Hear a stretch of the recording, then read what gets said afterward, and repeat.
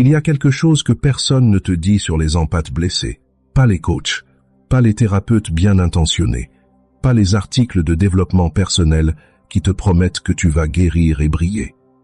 Ce qu'on ne te dit pas, c'est que certains d'entre eux ne guérissent pas. Ils se transforment, et cette transformation-là, elle n'a rien de lumineux. Pas au début. Peut-être que tu t'es déjà reconnu dans ce mot empathe. Peut-être que quelqu'un te l'a dit. Peut-être que tu l'as découvert seul, un soir, en lisant quelque chose qui décrivait exactement ce que tu ressens depuis l'enfance, sans jamais pouvoir le nommer. Cette façon de traverser une pièce et de sentir immédiatement la tension entre deux personnes. Cette façon d'absorber l'humeur de quelqu'un comme une éponge, absorbe l'eau sans effort, sans choix, presque malgré toi. Cette façon de souffrir pour les autres parfois plus que pour toi-même. Tu as peut-être trouvé ça beau, ou du moins, tu t'es dit que c'était une qualité, un don. Mais aujourd'hui, je veux te parler de ce qui arrive quand ce don rencontre trop de douleur, trop de trahison, trop d'ingratitude, trop de gens qui ont pris sans jamais rien donner. Je veux te parler de ce qui se passe dans le noir, dans l'endroit de toi que tu n'examines pas souvent parce que tu as peur de ce que tu y trouverais. Et je te préviens, cette vidéo ne va pas te dire que tout va bien. Elle ne va pas te bercer. Elle va peut-être te déranger. Et c'est exactement pour ça qu'il faut que tu la regardes jusqu'au bout. Imagine quelqu'un que tu connais peut-être, ou quelqu'un que tu es. Il ou elle a grandi dans un foyer où les émotions n'étaient pas dites, elles étaient senties, où la tension du dimanche soir se lisait dans la façon dont une assiette était posée sur la table, où il fallait déchiffrer les humeurs des parents avant même de savoir déchiffrer les mots. Petit être humain de 6, 7 ans, déjà spécialiste en lecture de visage, déjà expert en détection du danger émotionnel. Ce n'était pas un don, c'était une survie. Le corps apprend ce dont il a besoin pour traverser. Et si ce dont tu avais besoin pour traverser ton enfance, c'était de ressentir les autres avant qu'ils ne parlent, alors ton système nerveux s'est adapté. Il est devenu une antenne. Hypersensible, hyper vigilante, toujours à l'écoute. Et puis tu as grandi. Tu es sorti de ce foyer. Tu t'es dit consciemment ou pas que ce chapitre était terminé, que maintenant tu pouvais choisir les gens qui t'entourent, que tu n'aurais plus jamais à surveiller les visages avec cette anxiété sourde dans la poitrine. Mais l'antenne, elle, ne s'est pas éteinte. Elle t'a suivi. Elle est toujours là. Elle capte tous les non-dits dans les amitiés, la froideur soudaine d'un partenaire, la douleur que quelqu'un cache derrière un sourire en réunion. Et toi, tu ressentais tout ça, et tu y répondais. Tu aidais, tu consolais, tu absorbais, parce que c'est ce que tu avais toujours fait. Et pendant longtemps ça fonctionnait, ou du moins, ça ressemblait à quelque chose qui fonctionnait, jusqu'au jour où quelqu'un ou plusieurs personnes a pris tout ce que tu donnais et s'en est allé. Sans gratitude, sans reconnaissance, parfois même en te faisant du mal au passage, comme si ta générosité était une faiblesse à exploiter plutôt qu'une force à respecter. Et là, quelque chose en toi s'est fissuré. Pas fracturé d'un coup, non, c'était plus insidieux que ça. Une fissure fine, presque invisible. Mais les fissures fines, si on ne les voit pas, finissent par traverser le mur de part en part. Je veux que tu te poses une question, et je te demande de ne pas répondre trop vite, parce que la première réponse qui vient n'est presque jamais la vraie. Est-ce que tu ressens encore les autres comme avant? Pas est-ce que tu es encore gentil? Pas est-ce que tu aides encore les gens? Je te demande, est-ce que tu ressens encore? Ou est-ce qu'il y a quelque chose de légèrement engourdi, quelque part, que tu as choisi d'appeler maturité, ou recul, ou protection, parce que l'autre nom, celui que tu ne veux pas lui donner, te fait peur? Parce que voilà ce que j'observe, et peut-être que tu l'as observé aussi. Les empathes blessés ne deviennent pas simplement tristes, ils ne deviennent pas simplement fermés.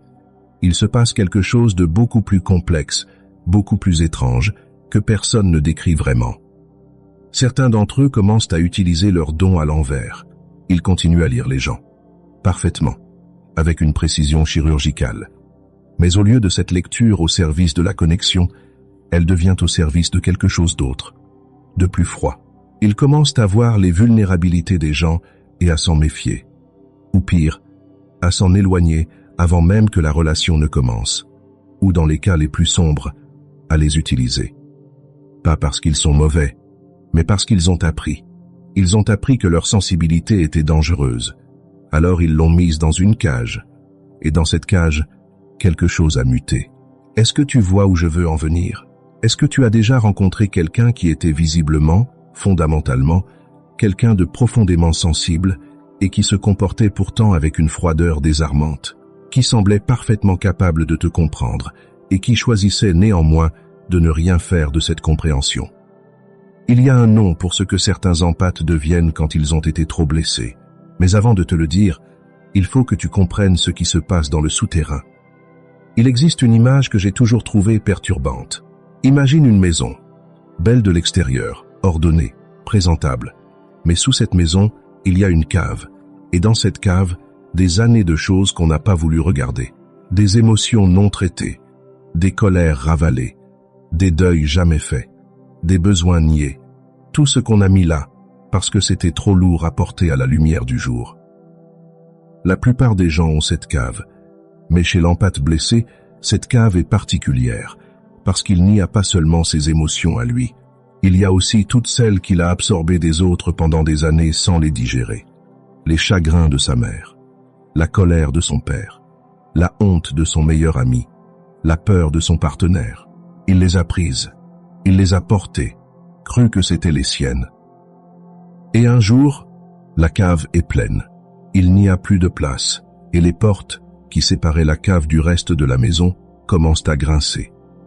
Ce qui vit dans cette cave, cette partie sombre, refoulée, non regardée, cherche à remonter. Pas parce qu'elle est mauvaise, mais parce qu'une émotion niée n'attend pas. Elle attend, elle, que tu aies le dos tourné. Ce qu'une certaine tradition psychologique appelle l'ombre n'est pas un monstre. C'est simplement tout ce que tu es et que tu as refusé d'être. Tout ce que tu as jugé inacceptable en toi. La colère que tu t'es interdit d'exprimer parce qu'elle te faisait ressembler à celui qui t'avait blessé. La cruauté que tu portes en toi comme tout être humain, que tu as nié précisément parce que tu te définissais par ta douceur. L'indifférence, l'égoïsme, la volonté de pouvoir. Tout ce que tu as rejeté s'est accumulé. Et plus tu t'es défini comme quelqu'un de sensible, altruiste, attentionné, plus l'ombre en toi a grossi de tout ce que tu n'autorisais pas. Voici ce que peu de gens saisissent vraiment sur cette dynamique. L'ombre n'est pas ton ennemi, elle est la part de toi qui a survécu autrement, qui a encaissé ce que le toi conscient ne pouvait pas accepter. Mais une ombre trop longtemps refoulée ne reste pas silencieuse. Elle commence à parler, à travers les rêves d'abord, puis à travers des comportements que tu ne t'expliques pas, des accès de froideur soudaine, des moments de distance inexplicables, une cruauté brève, presque réflexe, qui te surprend toi-même. Une satisfaction étrange quand quelqu'un qui t'a blessé échoue, et tu te retrouves à te demander qui est cette personne en moi. Cette personne, c'est toi.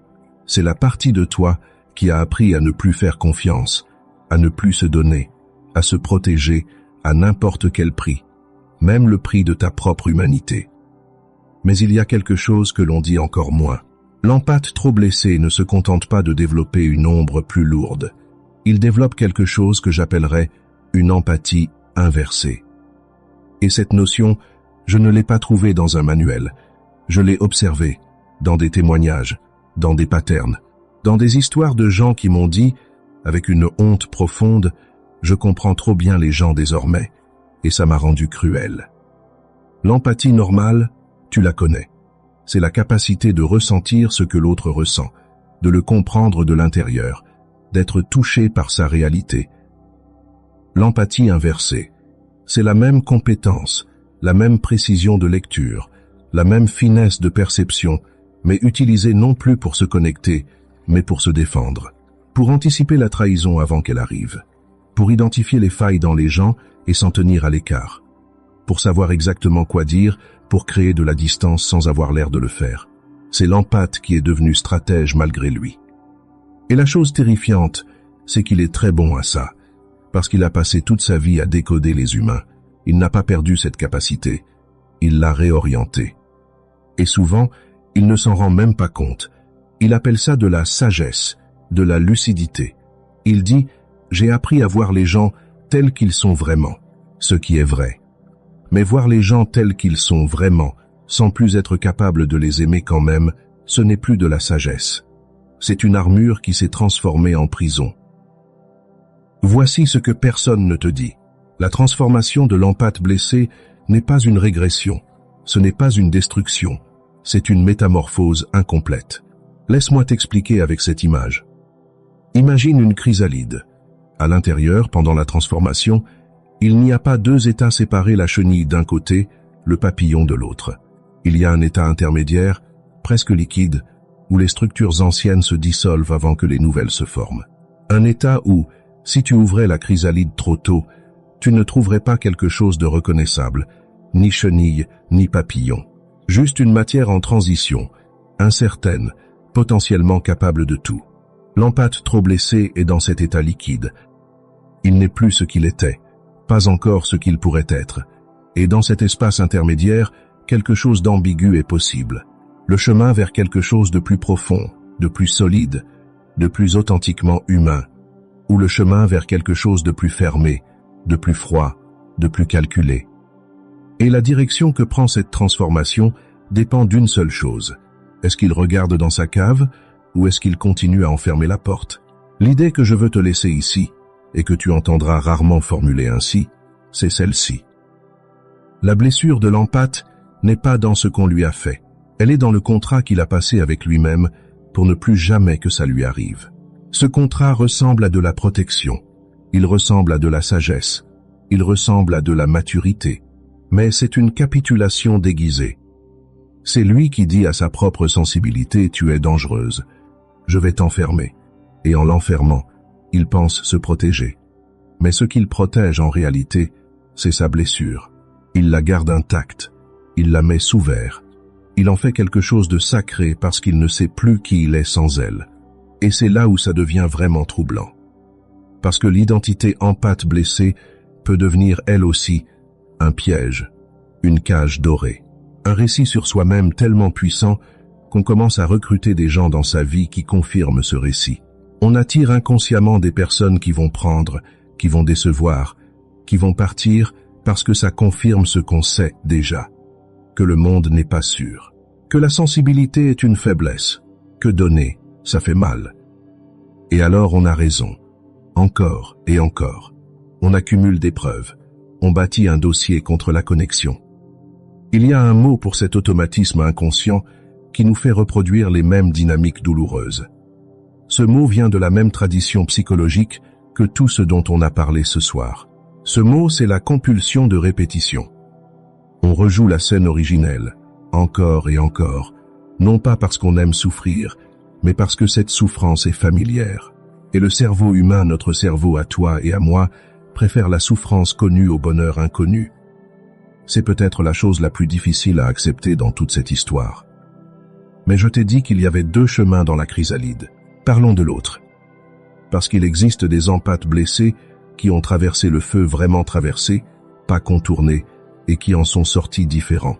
Pas indemnes, jamais indemnes, mais différents d'une façon qui ne ressemble à rien de ce que les vidéos de développement personnel te montrent. Ils ne sont pas devenus plus doux, pas nécessairement. Ils ne sourient pas plus. Ils n'ont pas trouvé la paix dans le sens angélique du terme. Ce qu'ils ont trouvé, c'est une honnêteté violente envers eux-mêmes. Ils ont ouvert la cave. Ils ont regardé ce qu'il y avait dedans, toute la colère, tout le ressentiment, toute l'amertume qu'ils avaient niée au nom de leur gentillesse. Ils ont vu la part d'eux qui voulait blesser en retour, qui voulait se venger, qui voulait parfois que les autres souffrent autant qu'eux avaient souffert.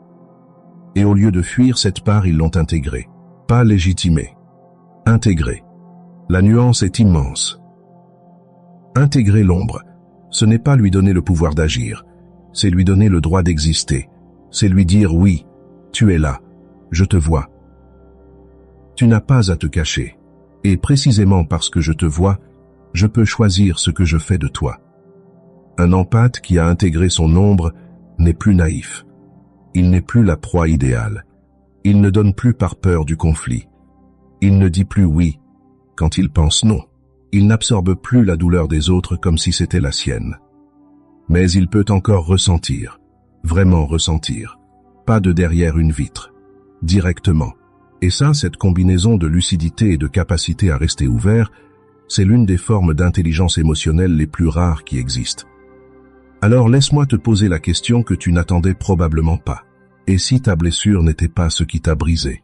Et si elle était précisément la pression nécessaire pour que tu deviennes quelque chose que tu n'aurais jamais pu être sans elle? Les diamants, tu le sais, ne sont que du carbone ordinaire. Ce qui les transforme, c'est la pression. Une pression absurde, inhumaine, pendant une durée absurde. Et ce carbone ordinaire, sous cette pression, ne disparaît pas, il ne se détruit pas, il se réorganise. Tu peux être en train de te réorganiser. Pas guérir dans le sens revenir à ce que tu étais. Parce que ce que tu étais avant les blessures, c'était quelqu'un sans défense. Et le monde a besoin que tu aies des défenses. Pas pour te fermer, pour pouvoir choisir à qui et comment tu t'ouvres. Mais voilà ce que je veux que tu emportes ce soir. Le danger pour l'empathe blessé, ce n'est pas de devenir froid. Ce n'est pas de devenir cruel. Ce n'est même pas de se perdre dans son ombre. Le vrai danger, c'est de décider que la blessure est une identité. Parce que le jour où tu te définis par ce qu'on t'a fait, tu donnes à ceux qui t'ont fait du mal quelque chose qu'ils ne méritent pas. Tu leur donnes ton avenir. Et une dernière chose, si cette vidéo t'a parlé, si quelque chose en toi a reconnu ce dont je parlais, je ne veux pas que tu termines sur une belle conclusion rassurante, parce que tu en as eu assez, des belles conclusions rassurantes. Elles ne changent rien. Ce que je veux, c'est que tu restes avec l'inconfort de cette question. Pas demain. Ce soir, est-ce que je protège ma sensibilité ou est-ce que je l'enterre? La réponse que tu trouves dans le silence, seul avec toi-même, vaut infiniment plus que tout ce que je pourrais te dire. Et quelque part dans cette cave que tu n'as pas encore tout à fait osé rouvrir, il y a une version de toi qui attend de voir si tu viendras enfin la chercher. Elle attend depuis longtemps.